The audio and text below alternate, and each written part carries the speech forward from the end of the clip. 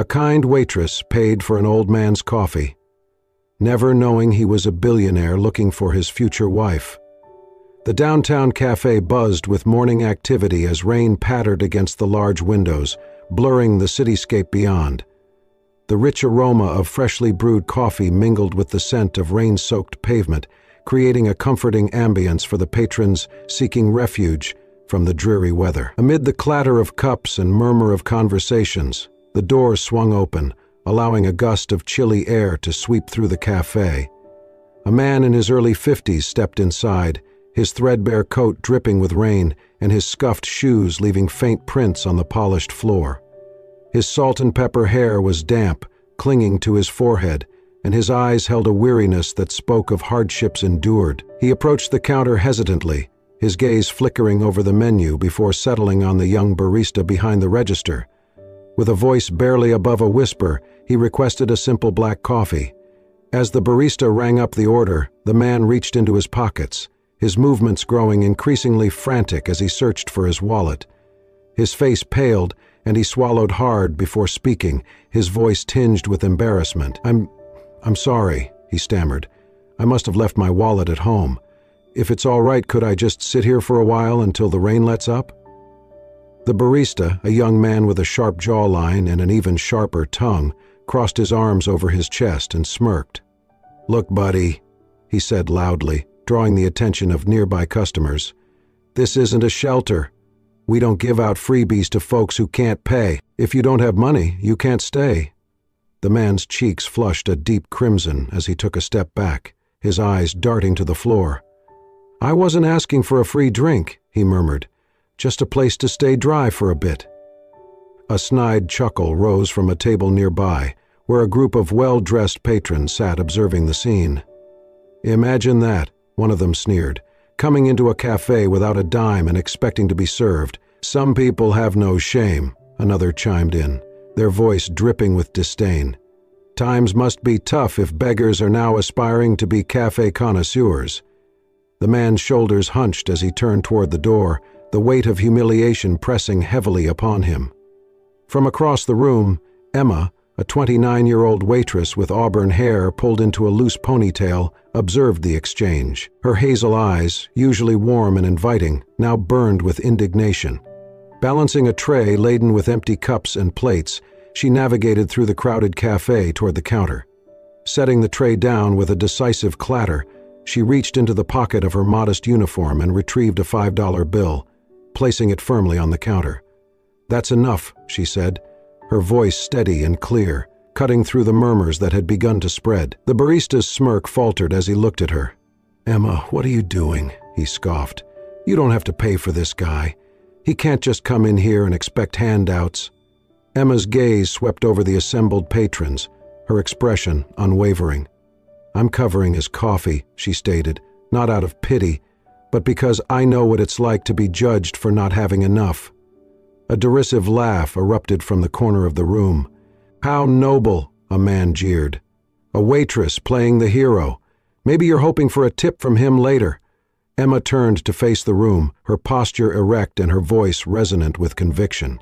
"Kindness isn't a transaction," she declared. "It doesn't diminish us to show compassion. But belittling others, that reveals true smallness."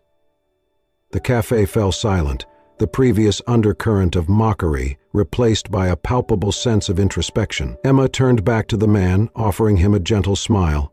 "Please, have a seat," she invited. "I'll bring your coffee over shortly. Don't let the harsh words of others define your worth." The man met her gaze, his eyes glistening with unshed tears. He nodded appreciatively and found a seat by the window, where the rain continued to cascade down the glass. As Emma prepared his coffee, the atmosphere in the cafe shifted subtly. Patrons avoided meeting her eyes, their earlier amusement now replaced with a subdued contemplation. In that moment, Emma, despite her modest means and the scorn of others, stood as a beacon of dignity and empathy. And the man, once deemed unworthy by those around him, found solace in the simple act of being seen and valued.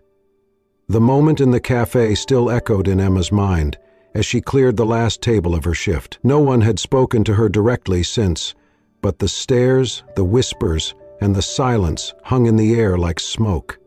The next morning, her manager Brian called her into the office. The small room smelled like burnt coffee and bleach. "Close the door," he said. Emma obeyed. Brian crossed his arms. "This is a business, Emma, not your charity project." She stayed quiet. "You don't get to decide who gets freebies," he continued. "If you want to play Mother Teresa, do it off the clock. I paid for it," she said calmly. "That's not the point," he snapped. "You embarrassed your coworker and made customers uncomfortable." Emma looked him in the eye. "No, he embarrassed himself." "Don't test me," Brian said sharply. "You're here to serve, not lecture." A beat of silence. "Can I go?" she asked.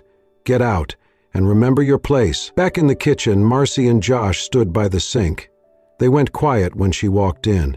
As she passed, Marcy muttered just loud enough, "Must be nice, acting noble when you still split rent with your kid sister." Josh chuckled. Bet she thought the guy was a secret millionaire. Emma said nothing. She grabbed her coat, signed out, and stepped into the drizzle outside. The air smelled of wet pavement and city smoke. She didn't rush. The apartment she shared with Lily was cramped, a one-bedroom with peeling paint and a drafty window. Lily lay curled on the couch, shivering under a blanket. "Hey," Emma whispered, brushing her sister's forehead. "You're late," Lily murmured. Emma smiled. "Got caught in the rain." She reheated old porridge, added a pinch of salt and handed it to her sister. Then she checked her wallet. $3. One subway token. A faded photo of their mom. She looked at the money, folded it slowly, and slid it back in. No regret. Not for the coffee, not for anything.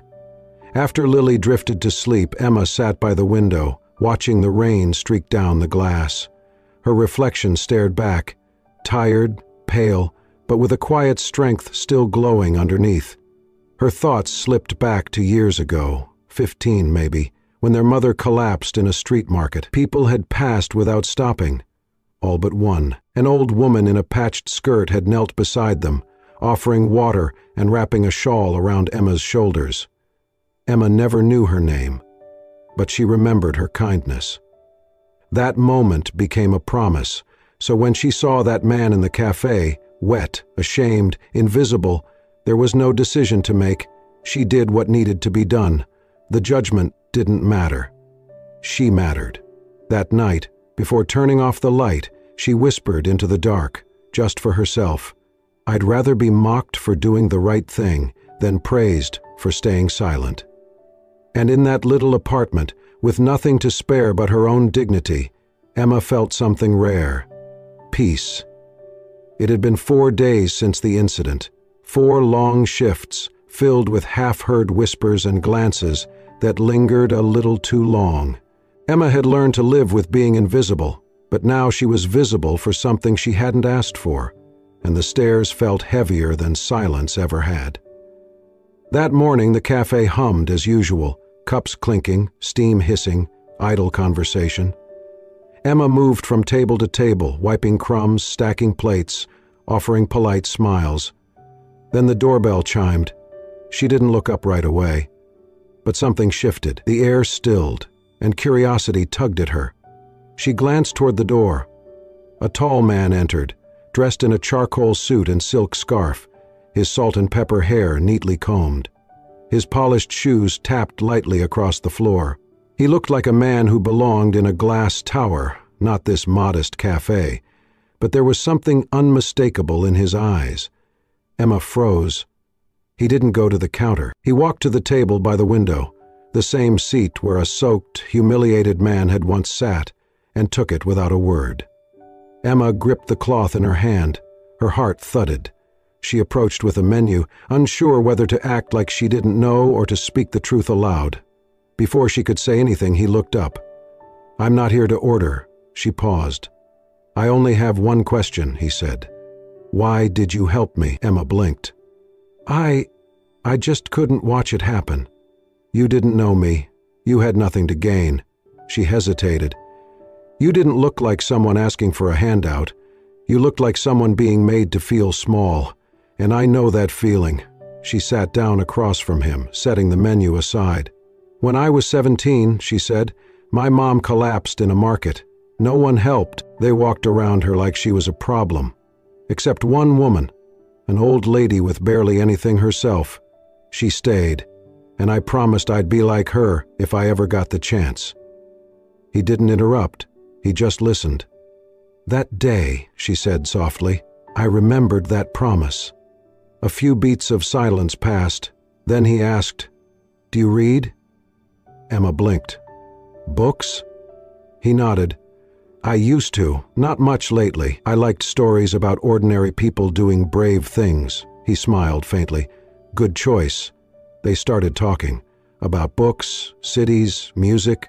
Bach, Chopin. Why people grow cruel when they feel powerless.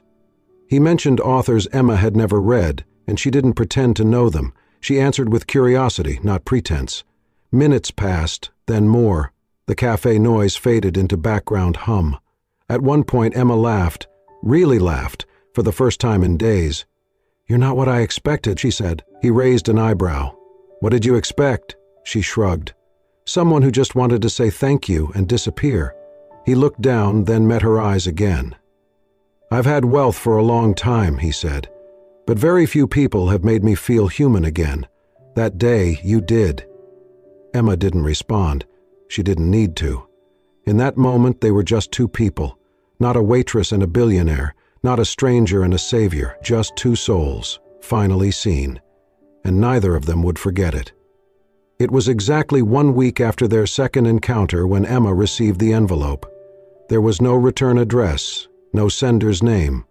Just a heavy ivory card inside, embossed with gold lettering and the unmistakable logo of the Ainsley A, five-star hotel in the heart of the city known more for hosting heads of state than waitresses from Waittown cafes.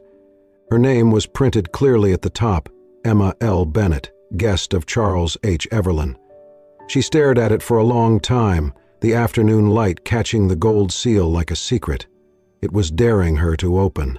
She almost didn't go, but curiosity, mixed with a strange tightness in her chest, led her to the hotel lobby 3 days later, dressed in her only nice blouse, shoes borrowed from her roommate, and her hair pinned back with trembling hands. When she stepped through the revolving doors, it felt like entering another world. Polished marble floors, chandeliers dripping with light, people who walked with quiet entitlement. She approached the front desk, her voice barely steady. "Emma Bennett, I think. I have a meeting." The concierge nodded without surprise and directed her to a private lounge on the 21st floor. "Mr. Everlyn will join you shortly, Mr. Everlyn." She rode the elevator in silence, her heart thudding. The lounge was quiet, opulent. Deep leather chairs, soft jazz humming from invisible speakers, and a view that overlooked the skyline like a throne room in the sky. She stood by the window, unsure if she belonged anywhere near this kind of world, until the door behind her opened. She turned. Charles. But not the man from the cafe, not even the suited figure from days ago. This Charles wore presence like a tailored suit. Flanked by 2 assistants who lingered briefly at the door, he walked in with the kind of authority that didn't demand attention. It simply was. "Emma," he said, his voice smooth, low, "thank you for coming." She tried to smile, but her voice caught. "This isn't exactly a coffee shop." He gestured toward the table set near the window, already prepared with tea, fruit, and an untouched espresso. "Please," he said, "sit." She obeyed, still unsure if she was being honored or inspected.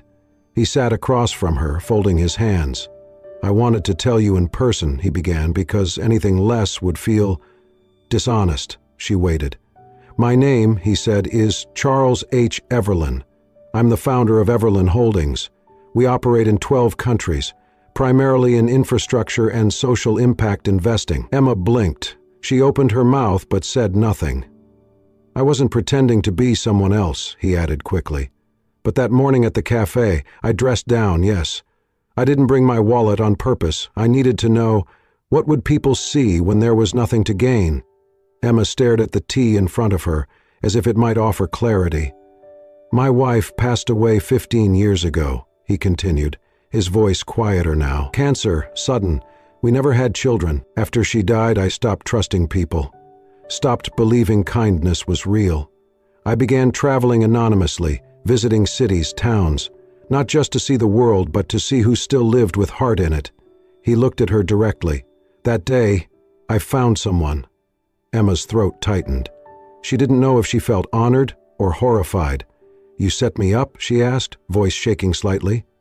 No, he said gently. I didn't approach you. I didn't ask for anything. I simply watched. And you chose. She shook her head slowly. I don't know whether to feel grateful or manipulated. He nodded. I understand that. I do. Emma stood abruptly, her chair scraping softly against the rug. So what now? She asked. You tell me I passed your little morality test, and then what? You write me a check? Offer me a job? A car? Charles didn't flinch. I offer you nothing, unless you choose to hear me out. Emma's breath was shaky, her emotions a storm of contradiction, shock, offense, curiosity, awe. He stood too, walked to the window, hands clasped behind his back. I wasn't testing you, Emma, he said again. I was searching for something I thought the world had lost, and maybe someone to remind me what it meant to be seen, not as a billionaire, not as a burden, just as a man. She watched him in silence. I don't want to buy your gratitude, he added, but I'd like to know, would you have a coffee with me again? No expectations, no pretenses. Emma looked at him, not at the tailored suit, the luxury lounge, the skyline, but at his eyes. The same eyes that had looked down, wet with shame, clutching a tattered coat and asking to stay dry. The man in front of her was the same man in the café, and somehow that mattered more than anything else. She let out a slow breath. I don't know what this is, she said softly, or what you think it could be, but I know who I am. Charles turned to her, something unspoken in his expression. And who is that? He asked. She smiled. Small, quiet, honest. Someone who didn't do it to be noticed, and someone who's not afraid to walk away if that's all this turns out to be. He nodded, the corners of his mouth lifting. That's what makes you different. And for the first time, Emma realized this wasn't a test. It was an invitation, not into wealth, but into something far rarer, being seen and being remembered. Not for who you impress, but for who you choose to be when no one is watching. Emma didn't expect to hear from Charles again. She thought perhaps their last conversation at the hotel had been the end of something strange, surreal, a moment outside her normal life, a window she had looked through but would never be allowed to step beyond. But the very next afternoon, another envelope arrived. No gold embossing this time, just her name, written in careful penmanship. Inside was a short note, written in the same steady hand. Emma, I'm traveling to Montreal next week. I visit every year. It's quieter there, peaceful. I'd like you to come. Not for business, not for formality, just company, just conversation, no expectations, only a sincere invitation. Charles. There was a round-trip train ticket tucked inside. She held it in her hand for a long time. Later that night, in the cramped kitchen of their small apartment, Emma stared at the rice boiling on the stove, while her younger sister Lily sat bundled on the couch, coughing softly between sips of tea. You're quiet, Lily said. Emma smiled faintly. That's rare, huh? Lily tilted her head. You thinking about him? Emma nodded. She told Lily everything, about the invitation, the ticket, the way it made her feel as if a door had opened, one she hadn't dared to knock on before. I'm not sure I belong in his world, she said. What if I embarrass myself? What if it changes the way I see myself, or the way he sees me? Lily studied her for a moment. Then she said something Emma never forgot. You've spent your whole life making space for others. Maybe it's time you see what space looks like when someone makes it for you. That night, Emma couldn't sleep.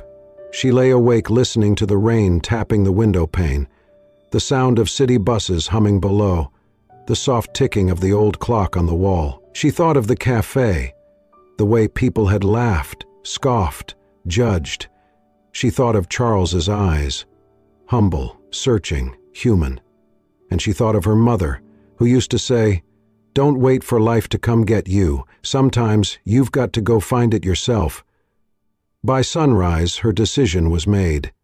She packed lightly, a single bag, a worn journal, 2 changes of clothes, and the book she'd been too tired to finish for months. She left Lily a note on the fridge with grocery money and a hug that lingered longer than usual. At the train station, she stood on the platform with her heart caught somewhere between hesitation and hope. When the train pulled in and the doors opened with a soft hiss, she stepped forward, not into luxury, not into a fantasy, but into the unknown. Charles was waiting in the cabin. No bodyguards, no fanfare, just him, seated by the window, a book in his lap and 2 coffees on the table. He looked up when she entered and smiled, not the practiced smile of a man used to being served, but something warmer, something real. "I didn't think you'd come," he said. Emma sat down across from him, setting her bag gently by her feet. "I didn't think I would either," she replied. "But then I remembered. The world doesn't change unless you walk into it." He nodded thoughtfully. "I'm not offering anything," he said. "No promises, no paths paved in gold. I just thought, maybe it's time I stopped walking alone." Emma looked out the window as the city began to blur, the buildings giving way to trees, the rhythm of the train settling into her chest like a heartbeat. She turned back to him. "Maybe," she said, "we both needed someone to remind us we're still allowed to choose something different." And with that, the train carried them forward. 2 unlikely travelers, bound not by destiny, but by choice. Emma didn't know where the journey would lead, but for the first time in her life she wasn't afraid of the answer, because she wasn't running toward escape or wealth or fantasy. She was walking into something honest, and that, she realized, was enough. The days that followed were unlike anything Emma had ever known. No 5-star hotels, no yachts, no champagne brunches. Instead, she found herself waking up in quiet villages and dusty towns, in modest guest houses and community centers, riding in the back of Charles's old Jeep with the windows down and the wind playing in her hair. He didn't live like the billionaire the world believed him to be. They visited orphanages in the outskirts of small cities where children rushed into Charles's arms, shouting his name, not because he gave them toys, but because he remembered birthdays, favorite books, inside jokes. They went to shelters for recovering addicts, where Charles spoke little but listened deeply. They sat on porches of homes half-built by hands he'd funded but never named, eating soup made by people who had no idea the man across from them owned half the skyline. Emma watched all of this in quiet awe. He never announced himself, never sought praise. She asked him once, while sorting boxes at a community food pantry in Vermont, "Why don't you tell people who you are?" He shrugged. "Because they'd stop talking to me like I'm human." Everywhere they went, she saw the same thing, his eyes searching, not for gratitude, but for connection. And more than once, she caught her own reflection in a window and realized she was smiling in a way she hadn't in years. One night, in a cabin nestled near the edge of a forest in Quebec, they sat on the porch as the crickets sang and the air hung heavy with the scent of pine. The only light came from a single lantern on the wooden table between them. Charles had brewed chamomile tea. Emma curled into a wool blanket, watching the steam rise from her cup. They hadn't spoken in a while, but it wasn't silence born of awkwardness. It was the kind of silence that felt like breathing together. Finally, Charles leaned back in his chair, looking out into the dark. "I've had people offer me everything," he said. "Company, comfort, even love." He paused, then turned to her, voice quieter. "But I don't need someone to love me. I need someone who understands why I love the things I do. Someone who doesn't need to be dazzled, just present." Emma didn't answer right away. She let the words settle between them, heavy and delicate. Then she looked at him, her eyes reflecting both the lantern light and something deeper. "I don't know if I'm that person," she said honestly. "I don't know if I understand all the reasons why you are who you are." She took a breath. "But I do know this. I've never felt more like myself than I do when I'm with you." Charles didn't smile. He didn't look triumphant. He simply looked peaceful, as if he'd just heard the answer he didn't know he'd been waiting for. They didn't touch hands. They didn't lean in for anything more, because what they shared wasn't about proximity. It was about recognition. About two people, generations apart, shaped by very different lives, finding a quiet resonance in the space between their scars. Later that night, Emma sat by the cabin window, writing in her journal. Her thoughts came in half-sentences and single words: quiet, found, seen. She closed the book, tucked it under her pillow, and whispered into the stillness, "I didn't come looking for love, but maybe I stumbled into something braver." Outside, the stars blinked above them like quiet witnesses to a story still unfolding, one not of fantasy or fate, but of two souls who'd once believed they were alone, until they weren't. 3 months. 3 months of quiet mornings and unhurried conversations, of listening more than speaking, of seeing the world not from penthouse windows, but from street-level stoops and crowded community halls. Emma had changed, but not in the way most people might expect. She wasn't wealthier. She didn't dress differently. Her shoes were still worn at the edges, her journal still filled with scribbled thoughts and creased corners. But her spirit, that had shifted. She walked straighter, spoke more slowly, felt no need to explain her worth to anyone anymore. Charles noticed it too. They had just returned from a visit to a women's shelter in Detroit when he asked to speak with her privately. They sat on the rooftop terrace of a converted church they were funding, the skyline glowing behind them. He handed her a simple folder, no ribbon, no ceremony. Inside were the legal documents to establish a foundation in her name, the Emma Bennett Opportunity Fund. She looked up slowly. "I want to leave something behind," he said, "but not in my name. I've done enough of that. I want the next girl, the one waiting tables, taking care of her sister, thinking no one sees her. I want her to know someone did." Emma said nothing. Not yet. Charles continued, "You don't have to run it. You don't even have to be involved. But it will exist because you did. Because one person chose to see someone not for what they had, but for who they were."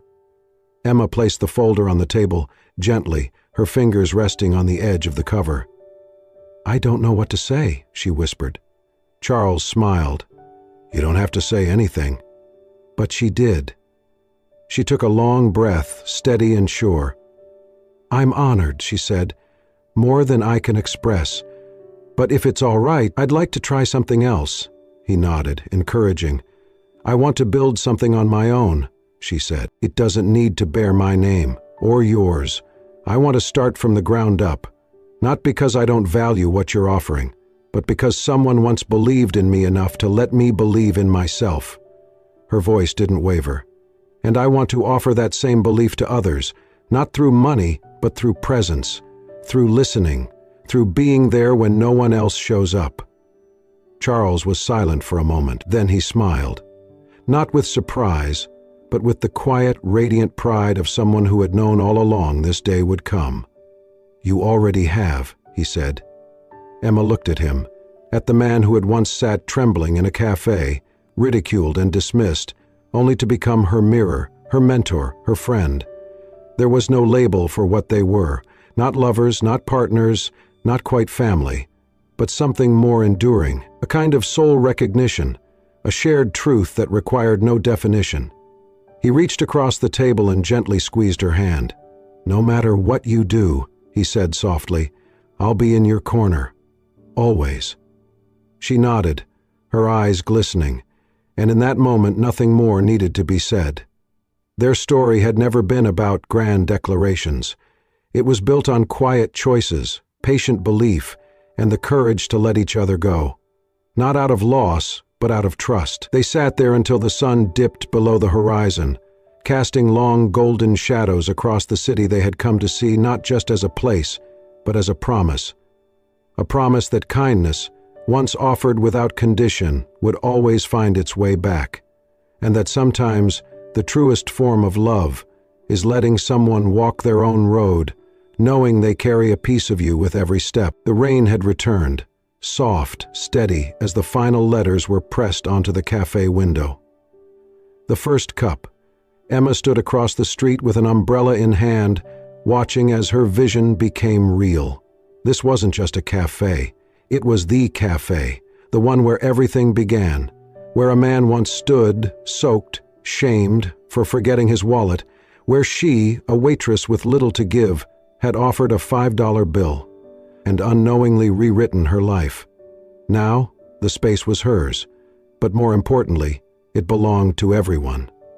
She had rebuilt it from scratch, painted the walls, refinished the floors, replaced the lights. With the help of volunteers, small donors, and quiet encouragement from someone who never asked for recognition. Etched beneath the glass logo was the motto, "No one should have to earn kindness." Inside, the cafe glowed with life.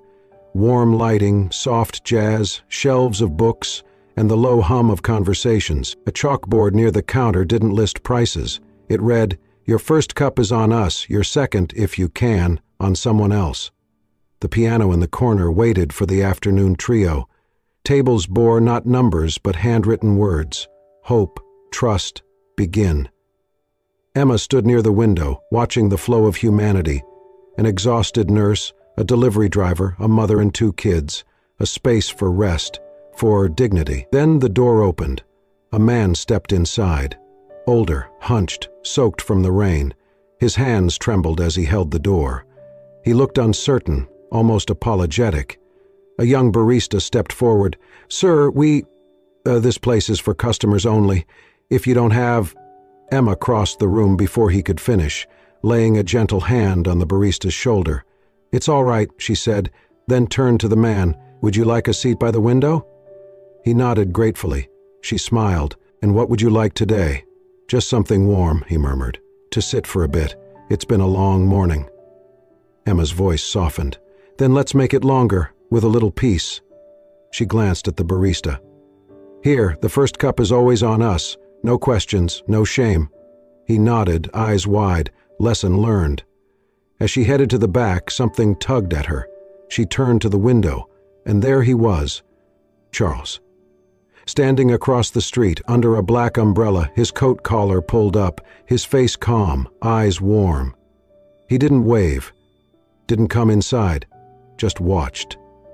She met his gaze, and in that silent moment, something passed between them. Gratitude, farewell, and something else, a promise. He nodded once, then turned and vanished into the rain.